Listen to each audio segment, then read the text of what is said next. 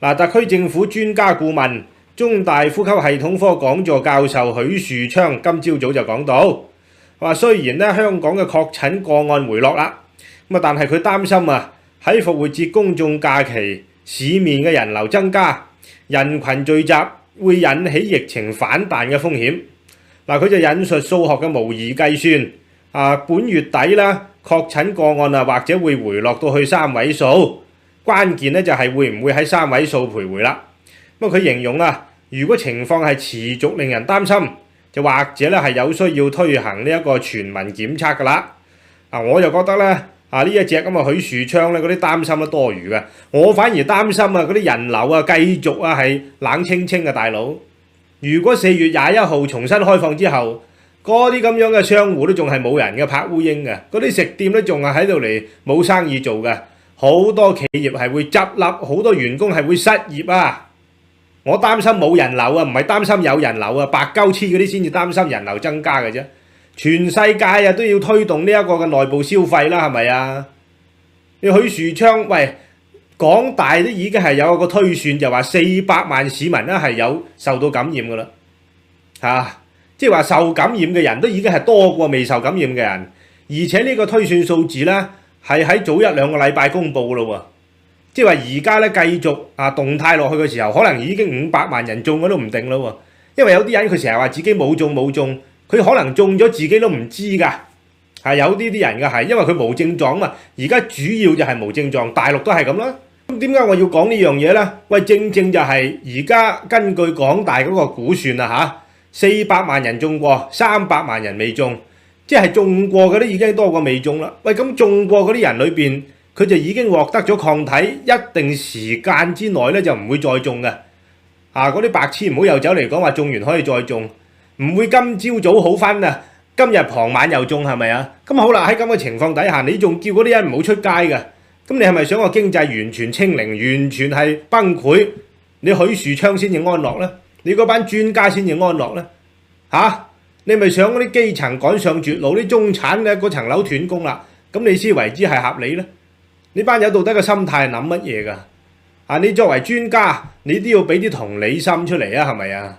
嗰啲市民喂，難得有假放復活節幾日，你都仲要佢屈喺間屋嗰度對住4埲牆，一家幾口你眼望我眼咁樣做咩啫？個個攞住個手機喺度嚟睇嘢，咁點解唔出下街啫？唞下氣啫，係咪先啊？成日一味就話驚住反彈嗱，我真係想問呢啲咪有啊？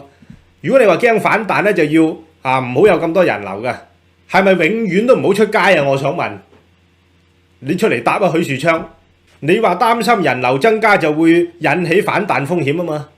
咁幾時先至可以出街？你話俾市民聽啊！你出嚟解答呢個問題，嗰個條件係乜嘢？幾時先放寬？你想點啊？玩幾耐啊？好啦，跟住再睇埋佢究竟講咗啲咩啦？佢就話6至7月放寬口罩令嘅機會咧甚微㗎。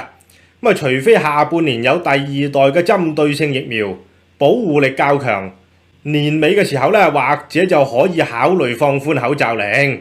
口罩呢樣嘢都其次啊，唔該你各行各業一定要恢復翻營運，唔好搞到嗰啲人冚唪唥都失業，嗰啲企業又執笠。得翻你嗰個咁嘅醫療行業係啦做嘅啫，話俾你聽真係唔得你死啊！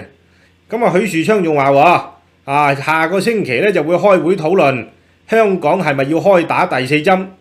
相信第3針同第4針咧多數會相隔3至6個月。呢隻咁嘅許樹昌又喺度玩谷針啦，3針都唔夠，仲話要4針。我自己嘅睇法就認為，如果佢真係要開打第4針咧，都唔緊要。你一定要保持一個原則，就係自願性嘅呢個，你唔能夠將呢個第4針納入去嗰啲什麼疫苗通行證嘅規定裏邊，你唔可以咁樣做。你已經係玩到2針咧，先至係攞到個疫苗通行證㗎啦。跟住咧又話唔知隔若干嘅日子咧，又話要打第3針㗎啦。你仲喺度搞第4針，喂，呢啲嘢係毫無止境㗎。你想打到第幾針？啱唔啱啊？成日打，你估真係打補品啊？